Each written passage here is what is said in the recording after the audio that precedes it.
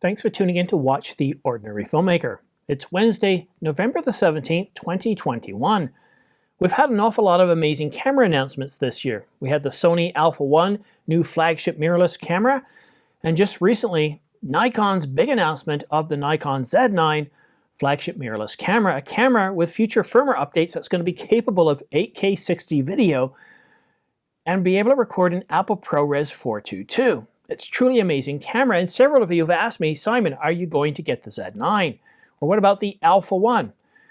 Well, that's what this video is about to explore, is what's my new camera going to be? Am I going to look at any of these flagship cameras, and what would it be? What could possibly cause me to want to upgrade? Well, first and foremost, believe it or not, this is not my full-time job. This is a hobby of mine. In my day job, I'm a project manager and an enterprise architect. And as an enterprise architect, it's all about understanding what capabilities I need to be able to produce the desired vision that I have for my channel and for my creative work, the content that I produce. And so I do have a list of capabilities that I need in the work that I produce, and the Canon R5 does a pretty good job of delivering that. So let's take a look at the Z9, 8K 60, and to be able to output an Apple ProRes 422, and that's a useful capability.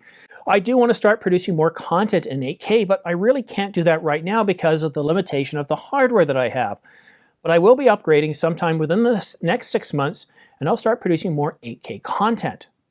But let's take a look at the camera that I'm currently using, the Canon R5. It can record 8K video, 24, 25, and 30 frames per second in RAW, as well as all-I and IPB. And it's very, very capable. The sharpness of the 8K is truly amazing when watched on the right television. So I do have a need for 8K, and yes, 8K 60 would be better, but at this point, is that enough to want me to upgrade? Not by itself. Now, to be able to record in Apple ProRes 422, that's kind of a big deal. Now, when I shoot here in my studio, I'm always shooting in 8K oversampled 4K, and it's only 8-bit, not RAW. And the nice thing about this environment here, everything is controlled. I have the ISO set, I have the f-stop set, everything is set, so that way I ensure the same results consistently video after video. The only problem I have is if I take the camera out and shoot it, I need to make sure I put it back properly to ensure that I'm framed correctly for each video. So it's nice to have Apple ProRes 422, it's nice to have 8K 60, but that involves me spending an extra $5,500. If I spend that extra $5,500, does it justify the enhanced capabilities? Well, let me explain. I wouldn't just have to spend $5,500 or $6,500 if I got the Sony Alpha 1. I would have to buy new lenses. You see all the gear behind me? That's designed to work with my Canon R5. I've got about 6 lenses here and about another 3 lenses over here. And when you sell your gear, even in this market, I'm not going to get all my money back. I'm going to lose money, and I'm going to have to try and get all the gear that I need right away to be able to continue shooting the channel. So I need to buy the Nikon stuff long before I've sold my Canon stuff. And so for me at this point, the Nikon Z6 doesn't offer me additional capabilities that are enhanced enough to get me to want to justify that migration cost, which would be rather significant. And yes, I know, no overheat limits, no record limits. Well, sort of. You see, I'm shooting with the Ninja 5 right now, so I don't really suffer from overheat or record limits anymore with a Canon R5. And yes, I did have to spend an extra $1,000, but I'm here now. I've spent that money and I've got it invested, so there is no huge justification to go to either the Sony or the Nikon. So that kind of leaves me with Canon right now. So the next question is there anything in Canon's lineup that would get me to want to upgrade? What about the R3? That's been announced and is due to ship next week. So I can't believe it's already next week. I was about to say about a month from now. So the R3 is due to ship next week. It can do 6K RAW. Wait a minute, but no 8K, right? So it doesn't do 8K. My Canon R5 gives me more capabilities. And again, yes, it does have a much longer recording limit, and it doesn't overheat. You can record for 6K up to 2 hours, no problems. But again, as I mentioned just a little while ago, I don't really experience those overheat issues. Now, granted, if I was doing a lot of these videos outside, then yes, the R3 would be better, but I'm not. I'm doing this channel inside. I've decided to stick to the studio. I love that complete control over lighting, over the framing, over the settings, the shutter, the exposure, the f-stop, all of that stuff. I just love being, and because I can shoot in 8-bit, I'm not going to benefit from C-Log shooting here in the basement. So the R3 just doesn't interest me. And to spend an extra couple of $1,000 plus what I'd lose on the upgrade of selling the R5, I just don't, it's not a big enough of a compelling justification. The enhancements are minor, and when it comes to 8K video, detailed 8K video, it doesn't offer that, so I lose some capabilities. Okay, so what about the R5c? This is a rumored camera. It's a CR3 from Canon Rumors, which means that it's validated and it comes from known sources. So this camera is coming out. But the rumor says that it's basically a video-centric version of the R5, much like the Sony FX3 is a video-centric version of the A7S III, which is already a video-centric camera. So I'm not getting any additional capabilities. So there's no net new, but there are some enhancements. Again, in overheat, it has active cooling. But as I've mentioned, it's not an issue for me. I shoot in Canada, and for 8 to 10 months of the year, it doesn't get hot enough that I have to worry about it. And because I'm shooting here in the studio with the Ninja 5, there's no overheating. There's no record limits. And when I do my run and gun stuff outside, I generally shoot anywhere from 10 seconds up to 50 seconds. And I've never ever had the overheat warning come on in those scenarios, not with firmware 1.1 or later. So that isn't a reason enough to go to the R5, the R5c. If I was to choose right now, if I was looking at the R5 and I was ignoring the Nikons and everything else out there, if I was considering the R5, and this was July of last year and Canon had released the R5 and the R5c, pretty much betcha I would have gone with the R5c. But because I'm not getting any additional capabilities at this point, there might be something. Canon might release something, better controls. And I'm going to talk about that when I talk about the R1. But as it stands right now, the R5c doesn't interest me. While it excites me and it's an amazing camera, it doesn't meet my criteria. It doesn't provide additional capabilities or enhanced capabilities enough to give me permission to go ahead and spend the extra money. What about the R1, you might ask? Well, we know nothing about the R1 other than it's due to be announced sometime in 2022, most likely late in 2022, and we'll probably see it at the Olympics. But kind of like the R3 this year, I don't expect it's going to be available for sale. Now, Canon could make it available for sale later in the fourth quarter, but this is a definite maybe at this point. This is highly speculative. We don't really know, and based on the supply shortages and all the constraints being faced planet-wide, I wouldn't be surprised if this gets pushed completely into 2023. Olympics be damned. So what could be in the R1 or even the R5c that would get me to want to upgrade? Or in the Nikon or any other camera body? Well, there's a few things. For those of you that are still watching that are professional photographers, could you imagine shooting without RAW? Just imagine that for a minute. Now imagine that I said, okay, not only do you not get RAW anymore, I'm going to remove it from all your cameras, I'm going to limit you to evaluative metering. And you're going to laugh at me. You're going to say I'm an idiot. Well, you see, that's what I'm forced to deal with on Canon R5. In video, we don't get to choose our evaluative, our metering type. You're stuck with an evaluative mode. And that's really, really frustrating. And we don't get RAW in 4K. We do in 8K, but I don't have the storage to justify shooting in 8K RAW and downsampling in post to give me what I want. It's just resource craziness that I'm not going to even bother. But if the R1, the R5c, or any other camera gave me the ability to record 8K RAW, like an 8K oversampled 4K in RAW, now you understand that gives me the ability to adjust exposure, the shadows, the highlights, any clipping there, I get up to 2 stops, plus or minus, and that's very, very powerful. But now imagine metering for video. Imagine giving me the option to be able to say, so for example, in a video like this, where there's a talking head or the people are pretty prevalent, and now imagine I'm outside, and imagine it's one of those partly sunny days, but the clouds are very dark, and then it's very sunny, and you go between that situation. To be able to have a camera that I can tell it, And the Sonys, I know the Sonys do this, and I wish Canon would bring this out, but where you can say, you know what, let's auto expose for the subject. Now that would be helpful to provide us with metering modes where I can auto expose for the subject, but I want to take that a step further because we're talking at the professional camera level. Now imagine, just imagine, that I can say for the subject, and by the way, this subject, the ideal IRE I want you to hit is 65. And why would I do that?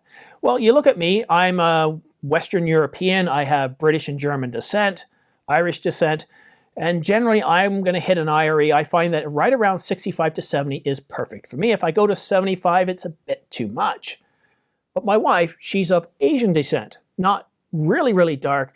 So an IRE level, and my son as well, and an IRE level is somewhere between around 55 to 60 would give the best results. I might even play around with an IRE of 50, because generally with Asians, you're somewhere between 50 and 55. But based on the skin complexion of my wife and my son, probably right around 55 to 60 is best. To give me more control, to ensure that the exposure is perfect. Because I got to tell you, when you do close-ups and you're doing it of people you know, or even if they're not people you know, when you've nailed the exposure, you just look at it, 8K oversampled 4K, and you got the exposure nailed, wow, it is powerful. But on the other side, when you've got a great scene and everything looks really good, but the exposure's off, it's too dark or it's too bright, it's clipped, it's frustrating because it's very hard to pull that back. It really is. And that's why any new camera that I buy, I want it to be, I talk about my capabilities and how does it enhance or does it add additional or does it remove capabilities.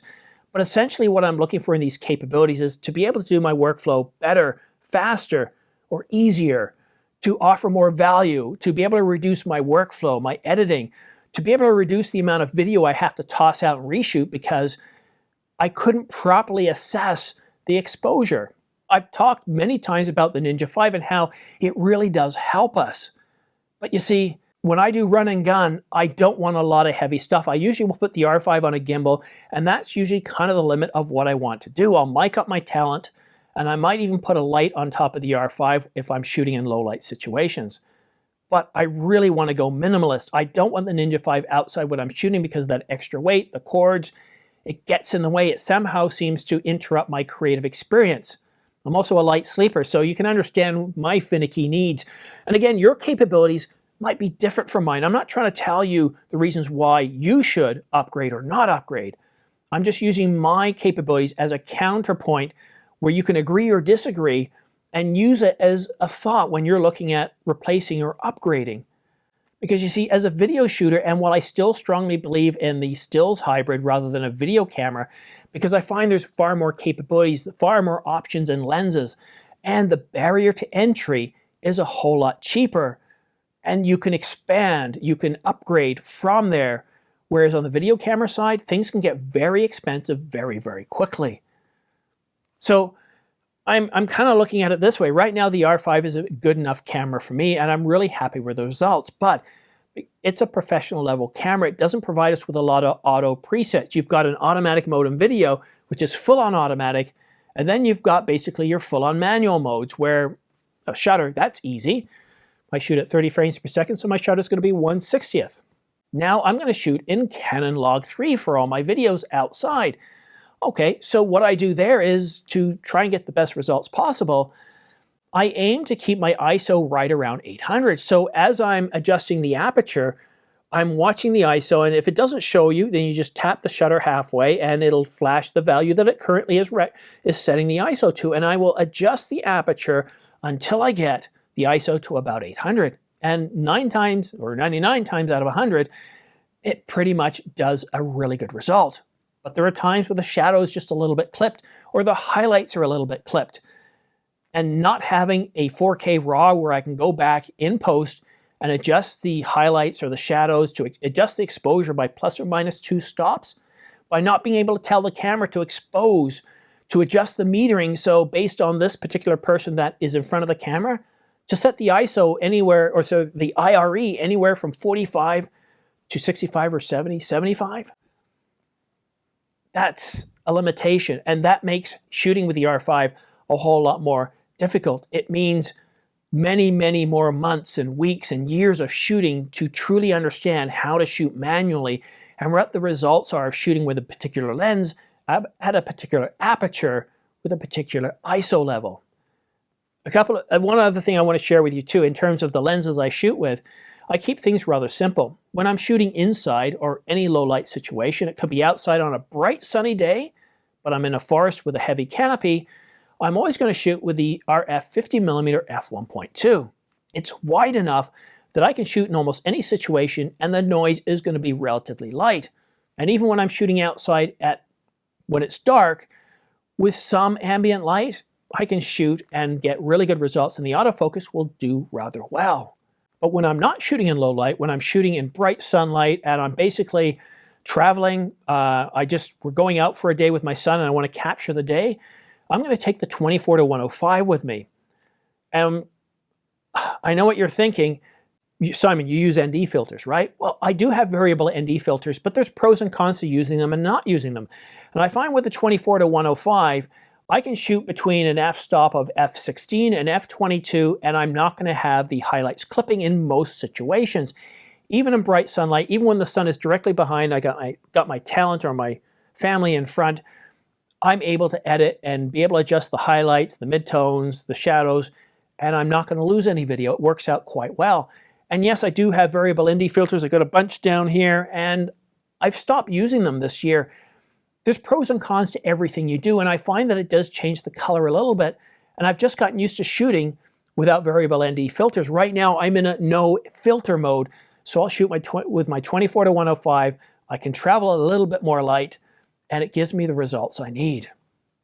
But choosing a camera, it's tough because you want to make sure that you get the right camera and you're not going to have buyer's remorse. And for all of you that have pre-ordered the Nikon Z9, you're going to love this camera. You're going to love the power of it. But some of you upgrading from, let's say, a Z6, a Z5, or a Z7, what you might find is very similar to what I found with the R5. It was such a huge level above the existing Canon 70D that I had that it's taken me about a year of shooting with it regularly to truly understand how to prevent, or not how to prevent, but how to properly expose my subject so I'm not tossing out videos, so I'm not getting poor results. And, you know, I would like to see a few more settings in these high-level, high-end cameras, these professional cameras, these flagship cameras that gives us in video mode more capabilities like we have in stills mode, to be able to shoot in RAW in every mode, to be able to shoot with different metering modes, to be able to go back and post and adjust the exposure by plus or minus 2 stops because we were able to shoot in RAW. And I think stuff like that would really be it would be very easy to justify me spending all that extra money on a new camera. But there's something else they could do too. I'm truly amazed with the spatial audio that the new Apple MacBooks are able to achieve. It's truly amazing. They're better than my headsets in some situations. Why can't these cameras have audio in them that's equivalent to what these laptops can do? So if there is wind, it's able to take that into account. It's able to produce audio that doesn't sound echoey, that doesn't sound tinny, that sounds full. That's good enough that if we were outside shooting and we forgot to mic up or the battery ran dead, it would be sufficient enough that we might not be happy with it, but that our audience is going to be oblivious. They're going to be completely happy with it. And so I think those improvements in the capabilities that I use will be enough for me to justify going to something like an R1 or a Z9 or even an Alpha 1 Mark II.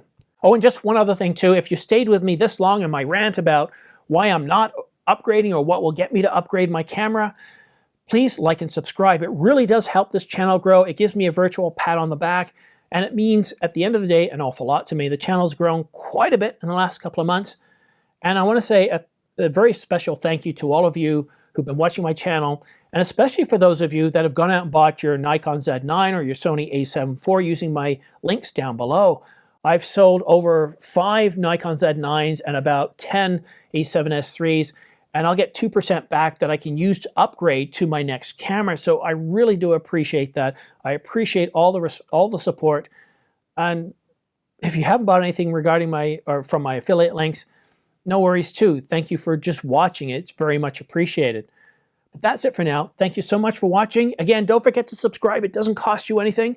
Stay tuned. More is coming up. But that's it for now.